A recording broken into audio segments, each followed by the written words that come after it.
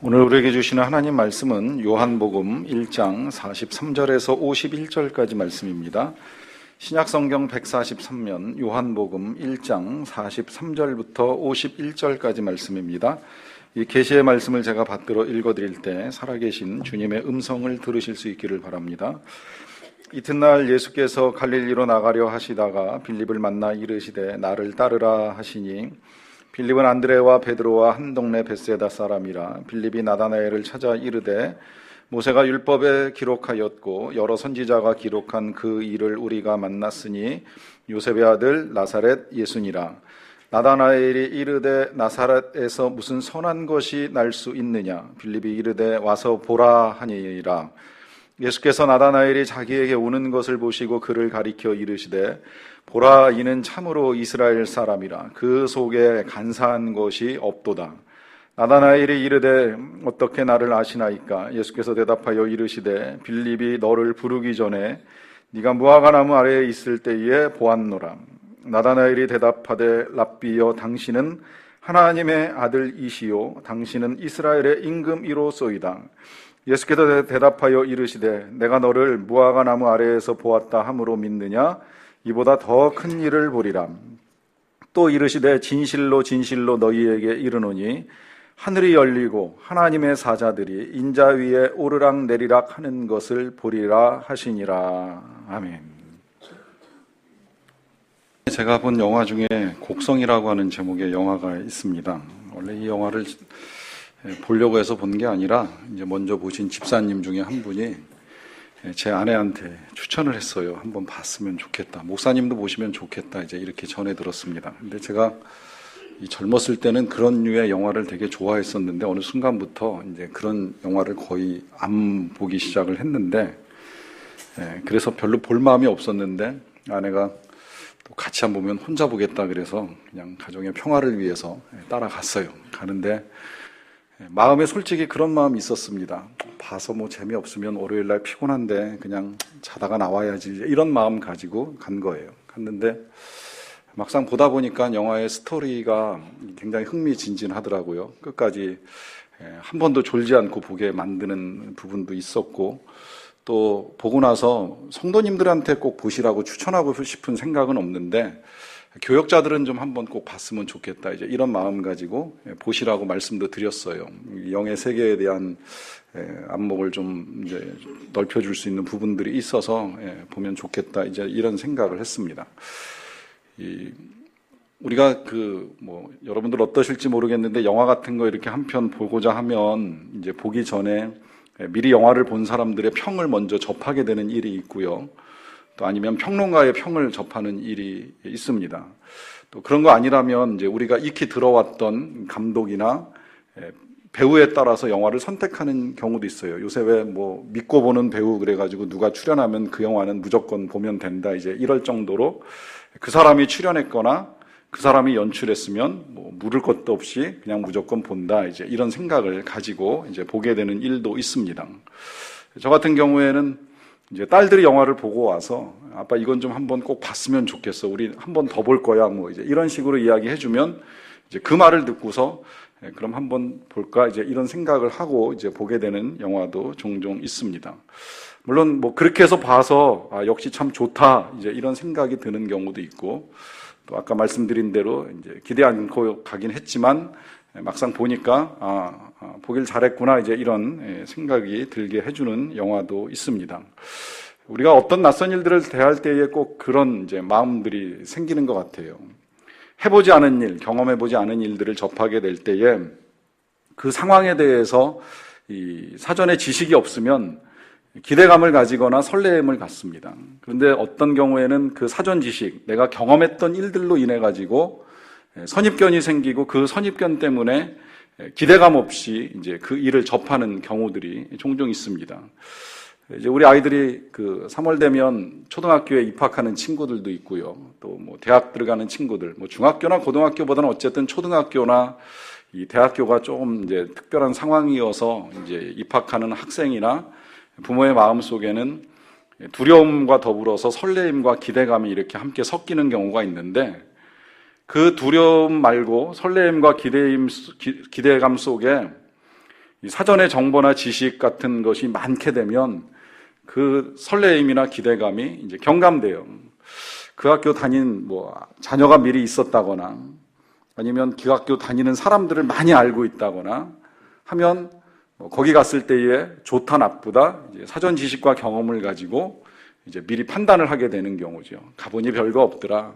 내지는 가볼만 하더라. 이제 우리 나름대로의 선입견 가지고 미리 결정을 해버리는 경우들이 있을 수 있다는 겁니다. 여러분들 교회 처음 나오실 때 어떤 기대감을 가지고 나오셨는지 모르겠어요. 모태신앙으로 뱃속부터 다녔기 때문에 어느 날 다니다 보니까 내가 다니고 있구나 이제 이런 생각을 가지고 교회 다니고 계시는 분들도 계실 텐데 사람에 따라서는 이제 어느 정도 스스로 판단하거나 결정할 수 있는 나이에 처음으로 이렇게 교회를 오시는 경우가 있습니다. 그러면 사람에 따라서 각자 이제 나름대로의 기대감이 있을 수 있을 거라고 생각해요. 물론 그 중에도 이제 전혀 기대 않고 오시는 분도 계실 것이고 교회 한번 가봐야 되겠다 여러 가지 이유를 가지고 오실 터인데 저 같은 경우에는 처음에 교회를 나올 때에 가지고 있었던 기대감은 한 가지였어요. 처음에는 그건 언젠가도 말씀드렸듯이 이제 중학교 들어가서 미션 스쿨을 다니고 일주일에 한 번씩 성경 공부를 성경이라는 과목이 우리 수업 시간에 있어가지고 그 과목을 담당하시는 목사이신 선생님이 매주일 주보를 한 장씩만 가지고 오면 2점씩 올려주겠다 이제 이렇게 제안을 하셔가지고 그 말에 솔깃해서 교회 가면 주보 챙기고 주보에다가 이름 써서 그 과목 시간에 이렇게 매주 내면 2점씩 이제 그래서 그 과목 대충 시험 봐도 한 15번 정도 출석 잘하면 30점이 이렇게 자동으로 올라가니까 이 성적을 올리기 위해서라도 교회를 나가는 건 나쁘지 않겠다 이러고 생각하고 첫 발걸음을 뗀 것이 제가 교회를 이제 들어온 이유였어요. 그리고 와서 한동안 또 가졌던 기대감은 교회 안에서 이제 만나게 된 이성 때문이었습니다. 이 남자들 틈에서 컸고요. 그 다음에 초등학교 4학년 이후에 남녀가 분반이 되면서 여학생들과 함께 한 번도 수업을 해본 적이 없었던 저로서는 교회 가니 여학생 있는 게 솔직히 너무 좋아가지고 교회를 다니면 이성 친구를 사귈 수 있나라고 하는 이 막연한 기대감. 사실 우리 형님들은 그래서 교회를 통해가지고 다 짝을 찾았는데 저는 그것도 행여하지도 못하면서 괜히 교회 가면 이성이 있다는 이 이유 하나만으로 교회를 다니기 시작을 했는데 다니다 보니까 이제 어느 순간에 제가 여기까지 왔어요. 자, 여기까지가 제 기대였다라고 한다면 이후에 제가 생각할 때 교회를 참 다니기를 잘했다라고 생각하는 것은 그야말로 성적을 조금 올렸다. 사실 중학교 1학년 때 한 과목 1시간짜리 성적이 그 얼마나 대단했겠습니까? 또 짝을 만나고 안 만나고가 제게 있어서 중요한 것은 아니었다는 거예요. 이제 와서 생각해 보면 교회 다니기를 참 잘했다라고 하는 생각을 하게 되는 한 가지 이유는 제가 이 교회를 다니면서 우리 예수님을 만났다는 겁니다. 예수님을 만난 게 너무 감사하고 너무 중요하고 너무 귀하다고 생각을 하는 겁니다. 여러분, 인생에서 과연 뭐가 제일 중요하다고 생각을 하십니까? 누군가 저에게 당신의 삶에 있어서 가장 중요한 게 뭐라고 생각하십니까? 라고 질문을 하신다면 전 10번, 100번, 1000번 똑같이 대답할 겁니다. 예수님 만난 겁니다. 예수님과 함께 하는 겁니다. 예수님이 나를 만나주신 것이고 내가 그 예수님을 알고 살아가는 것이 내 인생의 가장 중요한 일입니다. 이거보다 더 귀한 일은 없습니다. 이렇게 꼭 말씀을 드리고 싶습니다. 그래서 안타깝게도 많은 사람들이 이 사실을 몰라요. 우리 인생에 있어서 정말 중요한 게 예수님을 만나는 건데 이 사실을 몰라요. 이 사실이 중요하기 때문에 제가 한 3년 전에 그런 주제를 가지고 한 달 동안 말씀을 전한 기억을 가지고 있어요. 당신도 만나야 됩니다. 여러분들도 만나셔야 된다는 거예요. 성경 보면 회당장이 만난 예수님, 삭개오가 만난 예수님, 제자들이 만난 예수님, 그 여인이 만난 예수님, 우리 다 만나야 됩니다라고 하는 주제를 가지고 말씀을 전한 일이 있습니다. 근데 오늘 또다시 이제 다시 만나는 예수님이라는 이 주제를 가지고 앞으로 3개월 동안 말씀을 보려고 생각을 하고 있는데 이 말씀을 또 전해드리는 이유는 이게 너무나도 중요하기 때문이에요. 그런데 이걸 사람들이 모르다 보니까 교회를 안 나오는 거예요. 교회를 다니지 않는 이유는 이 중요성을 모르는 거죠. 또 다녀도 실상은 주님을 만나지 않고 다닐 수도 있다는 거예요. 이렇게 주일에 와서 예배를 드리고 돌아가도 실상 주님을 안 만나고 살아갈 수 있을 가능성이 생각보다 큽니다. 저도 그런 시간들을 굉장히 많이 보내면서 교회를 다녔기 때문에 말씀을 드리는 겁니다. 우리가 교회에 와서 목사를 만나고 전도사를 만나고 교회의 여러 직분자들을 만나고 사람들을 만나고 믿음의 형제 자매들을 만나지만 정작 예수님을 만나지 못하고 살아갈 수도 있다라고 하는 거예요. 그래서 요한복음 이렇게 이제 오늘부터 1장부터 차근차근 매주 한 장씩 읽어나갈 생각인데 처음에 딱 열면 그런 안타까움 때문에 요한이 이 복음서를 썼다고 봐도 틀림이 없습니다. 이 요한 시대에도요, 예수님이 직접 그 몸으로 사람들에게 나타나셔서 이렇게 보여주시고 만나주셨는데 사람들이 예수님을 못 알아봐요. 목수 요셉의 아들 아니냐, 내지는 마리아의 아들 아니냐, 이 정도밖에 사람들이 모르는 거예요. 이분이 얼마나 중요하고 귀한 분인지를 몰라요. 굉장히 답답한 거예요. 그러다 보니까 이 예수님을 제대로 만났던 제자였던 요한, 사실은 요한도요, 처음 예수님 만날 때 얼마나 귀한 분인 줄을 몰랐어요. 그냥 따라다니다가 저분 잘 쫓아다니면 한 자리 차지할 수 있을까? 없을까? 좀 내 인생에 도움이 될까? 안 될까? 이 정도 생각하다가 그가 진짜 살아계신 하나님의 아들이라고 하는 사실을 정확하게 알고 나서부터는 남은 생에 오직 그 예수님만을 전하기 위해서 평생을 삽니다. 이렇게 말로 쭉 전하고 살다가 더 이상은 전할 수 없을 때가 되니까 자기가 이제 곧 세상을 떠날 때가 됐다는 걸 아니까 내가 떠나고 나면 어떻게 하나 이런 안타까운 마음에 글로 남겨요. 그 글로 남긴 게 우리가 보고 있는 요한복음입니다. 이 글 속에서라도 누군가는 또 예수님을 만나기를 원하는 거예요. 이 글에 갇혀있는 예수님이 아니라 글을 통해서 살아계신 예수님을 만나기를 원하기 때문에 글을 남겨줘서 오늘 우리가 감사하게도 이 글을 받아들고 이 글과 함께 이제 예수님을 만나고자 하는 일을 해나가는 겁니다. 그 글을 처음 쓸 때 요한이 예수님에 대해서 표현하기를 이렇게 표현했어요. 그분은 빛이시다. 오늘 우리가 찬송가 그 가사를 불렀잖아요. 온 세상에 캄캄하여서 참 빛이 없었더니 빛 대신 주님이 임하셨다는 거예요. 이 세상이 캄캄하다라고 하는 이것은 우리가 살아가는 세상이 그냥 어두운 밤이라는 의미가 아닙니다. 우리의 생각이, 우리의 머릿속이 어두워졌다는 거예요. 예수님을 볼 수 없을 만큼, 빛 대신 예수님을 볼 수 없을 만큼 어두워져서 어두운 가운데에 살아가는 인생이라는 겁니다. 그 가운데에 빛 대신 우리 예수님이 오셨는데 안타깝게도 그 어두움이 깨닫지 못하더라. 이게 1장 5절에 나오는 말씀이에요. 요한복음 1장 5절에 빛이 어둠에 비치되 어둠이 깨닫지 못하더라. 누가 깨닫지 못하는 거예요? 우리가 깨닫지 못하는 거예요. 인생의 참빛이 예수님이신데 이 빛이 우리에게 오셨음에도 불구하고 이 빛이 예수님이신 것을 깨닫지 못하고 살아가는 우리들을 안타깝게 여기면서 이 복음서를 전해주는 것입니다. 이 빛 대신 예수님을 저와 여러분들이 이제 다시 보고 또 만나야 되겠기에 이제 오늘부터 3개월에 걸쳐서 이 다시 만나는 예수님이라는 주제를 가지고 말씀을 나누게 됩니다. 한 주에 이제 한 장씩 보게 될 터인데 이제 한 사건, 한 상황들을 통해서 이제 각 사람들이 만난 예수님을 우리가 만나야 되는 것입니다.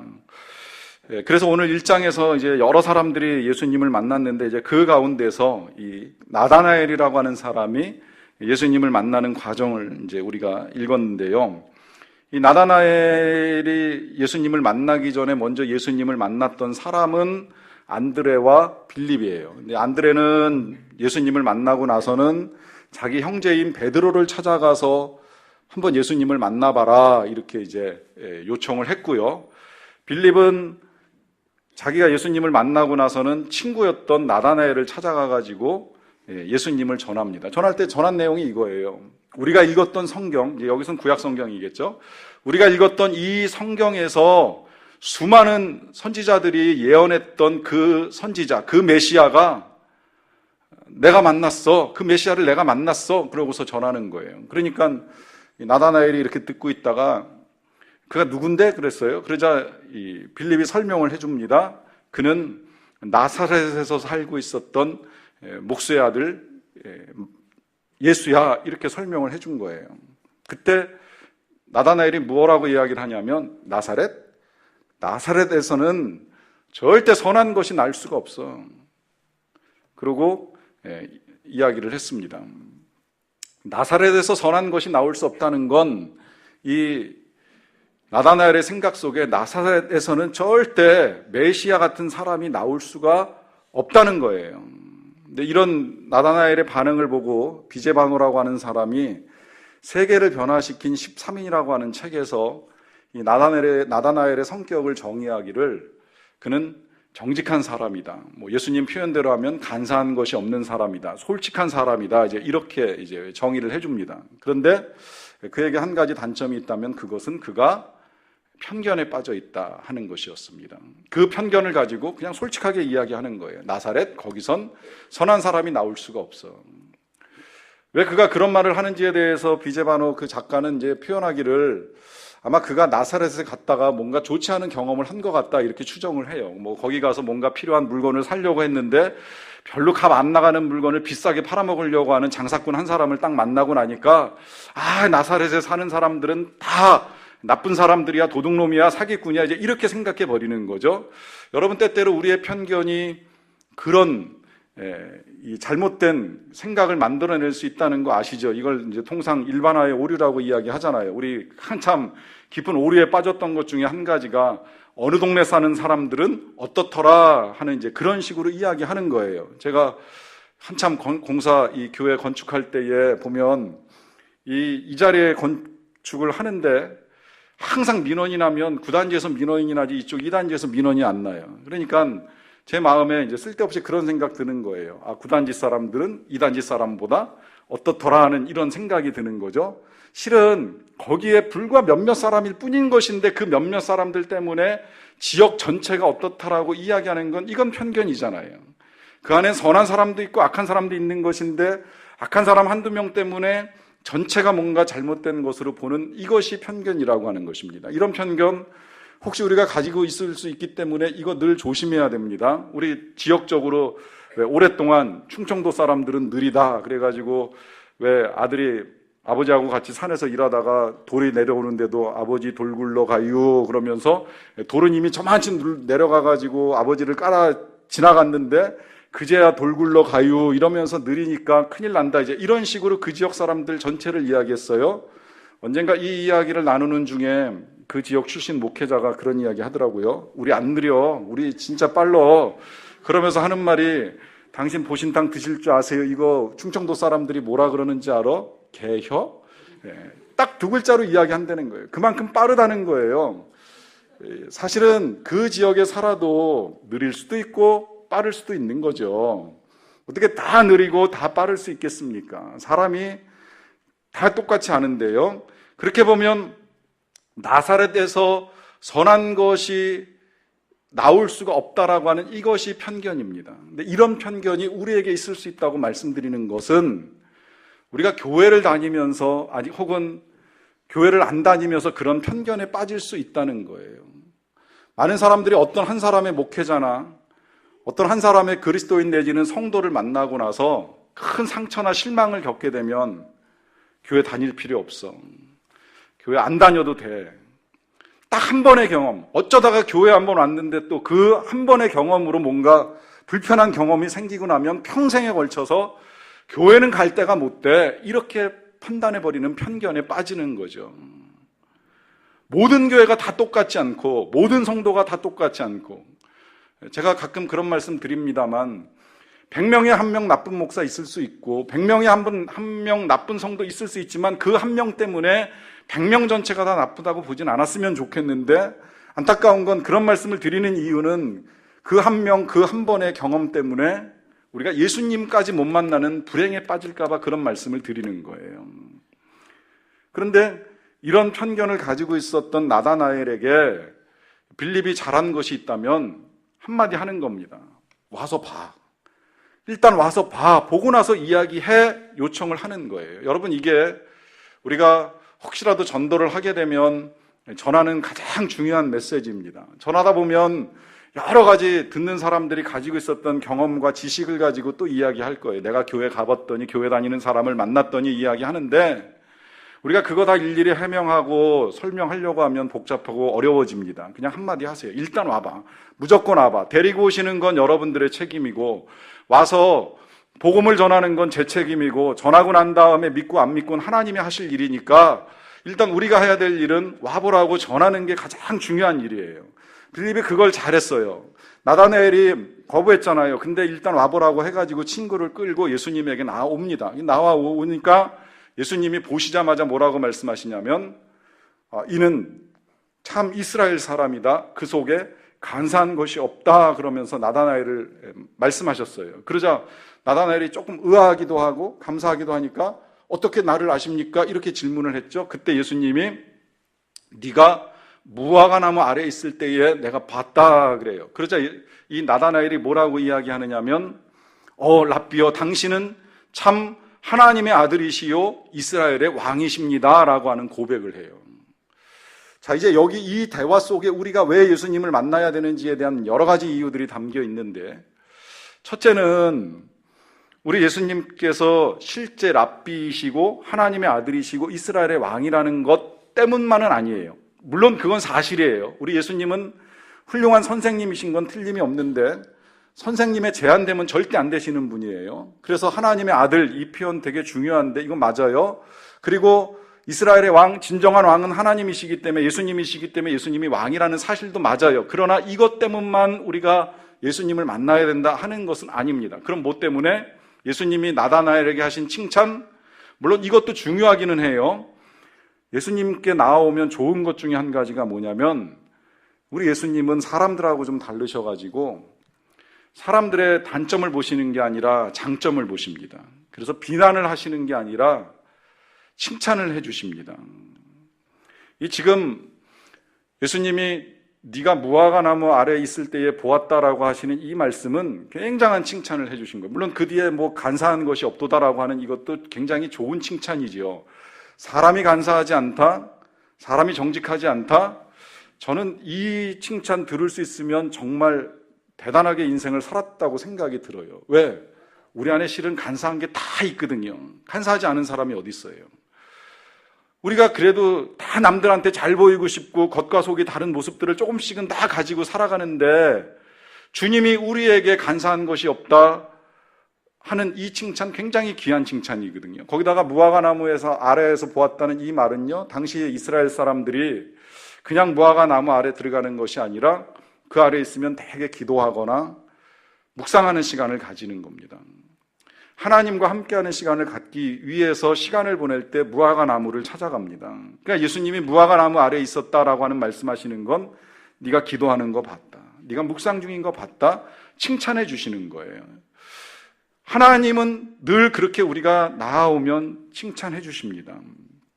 인정해 주신다는 거예요. 아브라함이 왜 그랄 땅에 들어가가지고 자기 살기 위해서 아내를 누이라고 속이고 왕궁에 들여보내는 일이 있었잖아요. 성경 자세히 보면 그때 하나님이 아브라함에게 나타나셔가지고 너 왜 그런 일 했느냐 책망하지 않으셔요. 그리고는 오히려 왕에게 찾아가셔가지고 아브라함하고 그 아내를 내보내라 그래요. 잘해서 내보내라 그래요. 건드리지 말고 내보내라 그래요. 이때 하나님이 아브라함에게 야단치시는 일이 없었어요. 그런데 아브라함이 나중에 그 아들 이삭을 데리고 모리아 산에 가서 제단에 바치고 하나님께 드리려고 했을 때 하나님이 오셔가지고 말씀하시잖아요. 내가 안다. 네가 나를 경외하는 줄을 안다. 네가 나를 귀하게 여기는 줄을 안다. 인정해 주시고 칭찬해 주셔요. 우리가 잘못할 때는 안 보시는 것처럼 눈을 가리시고 입을 가리시고 하시지만, 우리의 작은 것 하나를 귀하게 여기시고 대단하게 봐주시고 인정해 주시는 주님, 이 주님이시기 때문에 주님을 우리가 볼 수 있어야 된다. 물론 이것 때문만도 아닙니다. 이것도 중요하지만 주님이 우리를 칭찬해 주신다는 사실보다 더 귀한 것은 우리 주님께서 우리를 아신다는 거예요.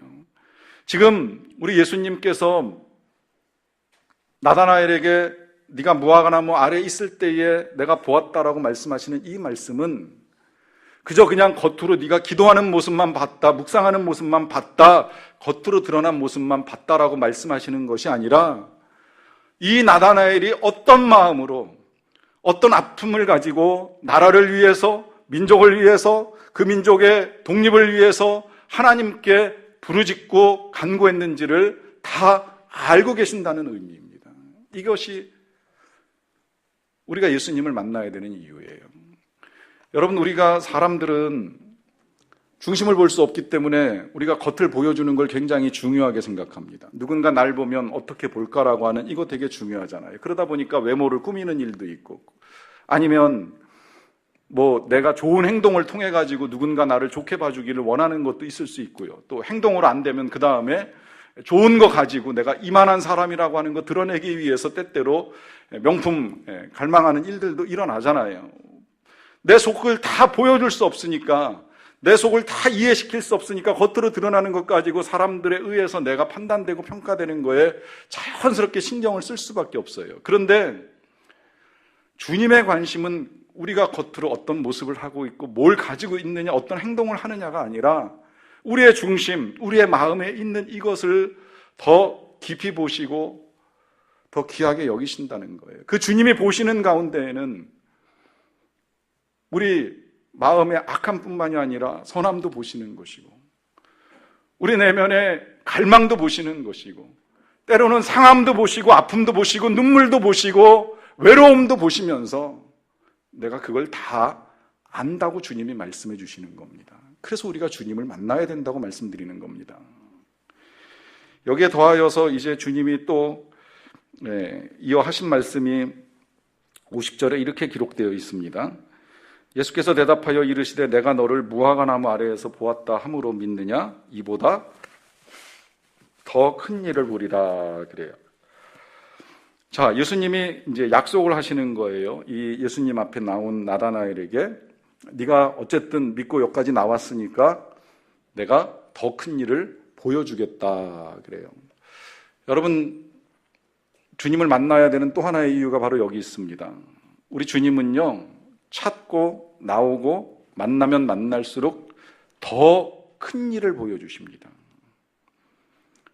물론 사람들의 기대감에 따라 조금씩 다를 수는 있을 거라고 생각이 들고, 또 그것을 볼 수 있는 믿음에 따라서도 조금씩 다를 수는 있다고 여겨지는데, 분명히 주님은 만나면 만날수록 우리에게 더 큰 일을 보여주시는 건 틀림이 없어요. 그게 드러나는 경험이든 아니면 주님에 대해서 알게 되는 것이든, 알면 알수록 이분이 진짜 정말 중요하고 귀한 분이었구나라고 하는 사실을 깨달을 수 있을 만큼 큰 일을 하나하나 보여주십니다. 그것을 보면서 제가 왔고, 그것을 보다 보니까 이 일이 너무 귀해서 내가 이분을 전하지 않으면 안 되겠다라고 하는 마음을 가지고 여러분들과 이 예수님을 나누고 전하는 일들을 하며 여기까지 왔고요. 어떤 일이 그러면 정말 주님이 보여주시는 큰 일이라고 했을 때에 주님이 그 밑에 이제 51절에 설명을 좀 해주셨어요. 또 이르시되 진실로 진실로 너희에게 이르노니 하늘이 열리고 하나님의 사자들이 인자 위에 오르락 내리락 하는 것을 보리라 하시니라. 그래요. 자, 보여주시는 주님의 일이 뭔가 했더니 하늘이 열리면서 하나님의 천사들이 이 인자 되신 예수님의 위에서 오르락 내리락 하는 것을 보여주시겠다는 거. 이게 뭔가 했을 때에 가장 일반적으로 우리에게 많이 이제 알려진 해석은 한 두 가지 정도 정리가 됩니다. 하나는 이제 이날 이후로 예수님이 행하시게 될 기적입니다. 이제 놀라운 기적을 행할 때 하늘의 천사들이 함께 예수님을 도와서 이적을 행하실 것이기 때문에 그 이적이 나타나는 것을 보게 될 것이다. 이렇게 말씀하시는 거예요. 그렇게 봐도 틀리지 않고요. 또 한편으로는 우리 예수님 마지막에 재림하시게 되면 이제 재림하시는 우리 예수님이 천사들과 함께, 하늘의 천군과 천사들과 함께 오시기로 약속하셨으니 그 예수님이 천사들과 함께 오는 것을 보게 되리라 하시는 말씀입니다. 어떤 식으로 해석을 해도 상관은 없는데요. 제가 이 해석을 하다가 굳이 이 해석을 다 전하지는 않아도 상관은 없겠구나라고 하는 생각이 조금 들었습니다. 왜냐하면 이 해석에 따라서 여러분들이 예수님에 대해서 기대감을 가지실 수도 있고, 아니면 기대감 없이 또 예수님을 찾아 나오실 수도 있는데, 중요한 건 기대감이 있느냐 없느냐가 아니라는 거예요. 정말 나다나엘이 나사렛에서 무슨 선한 것이 날 수 있겠느냐라고 하면서 전혀 기대감 없이 주님 앞에 나왔다가 예수님이 하나님의 아들이신 것을 만나는 그러한 일들도 일어날 수 있기 때문에 기대를 하시거나 안 하시거나 그건 크게 중요하진 않습니다. 다만 한 가지 분명하게 말씀드릴 수 있는 건 이 첫 번째 만남, 이 일을 통해 가지고 나다나엘의 인생이 변하기 시작을 한다는 거예요. 나다나엘의 인생이 달라집니다. 일단 달라지기 전에 나다나엘에게 있어서 중요했던 거 한 가지가 있었는데요. 그건 뭐냐면 그가 주님 앞으로 나왔다는 거예요. 그가 나사렛 사람들에 대해서 어떤 선입견을 가지고 있었던, 그가 예수님에 대해서 어떤 지식을 가지고 있었던 이것이 중요한 것이 아니라 친구가 와봐라, 일단 한번 와봐라 했을 때에 그 말 듣고 나온 이것이 그의 삶을 바꿔놨습니다. 여러분, 때로는 그래서 이걸 뭐 순종이라고 표현하면 순종이라고 표현할 수 있겠는데 잘 모르겠으면 그냥 한번 해보세요. 그냥 한번 순종해보세요.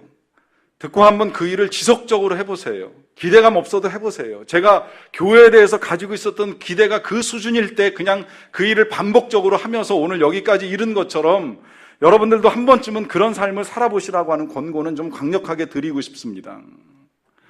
교회가 3월이면 이제 여러 가지 훈련들이 진행이 되는데요. 본문 길어서 부탁드리고 싶다면 한번 해보세요. 그 훈련들 해보신 분도 계시고 안 해보신 분도 계시고 하다 멈추신 분들도 계실 터인데 그 경험, 그 지식 때문에 누가 해봤더니 이렇다더라, 내가 해보니까 이렇더라라고 하는 경험 지식 가지고 선입견 가지고 해봐야 소용없어 미리 판단하지 마시고 해보라 하니 한 번쯤 해보세요. 그 가운데 주님이 하시는 큰 일을 볼 수도 있으니 한번 그 일을 해보는 용기도 좀 한번 내보시라는 거예요. 그 용기 냈더니 보세요, 이 나다나엘이 달라지고 변화되었다라고 하는 건 크게 대단한 건 없어요. 다만 그는 이때로부터 이제 예수님을 따라다닙니다. 잘 따라다녀요. 근데 대단한 제자나 대단한 사도는 아니었어요. 생각해보면 우리가 나다나엘 얼마나 기억하십니까? 이름 처음 들어보신 분도 오늘 이 자리에 계실지 모르겠어요. 이 사람 이름이 여기서나 나다나엘이지 또 복음서 다른 곳에는 바돌로메라고 하는 이름으로 사용이 되었기 때문에 이름이 기억나기도 하고 기억이 안 나기도 하는 흔하지 않은 이름입니다. 우리가 베드로, 야고보, 요한 많이 알지만 나다나엘, 바돌로메 다 낯설잖아요. 12제자 중에 그런 사람도 있긴 있었지, 이 정도의 수준이에요. 그런데 저는 우리가 기억하든 안 기억하든 그것이 중요한 것이 아니라 주님은 그를 기억하신다는 겁니다. 주님은 그를 아시고 영원히 아십니다. 영원히 기억하십니다. 그래서 3년 동안 데리고 다니셨을 뿐만 아니라 그의 인생 끝나고 난 다음에는 하나님의 나라까지 데리고 가셔서 영광스러운 보좌 우편에 앉을 수 있는 12제자 중에 한 사람을 만들어 주신 거예요. 그가 이 땅에서 사람들에게 기억되고 아니 기억되고가 중요한 것이 아니라 우리 예수님께 기억된 존귀한 인생이 되었기 때문입니다. 오늘 저와 여러분들이 그런 인생이 되기를 간절히 축원합니다. 기도하겠습니다. 사랑해 주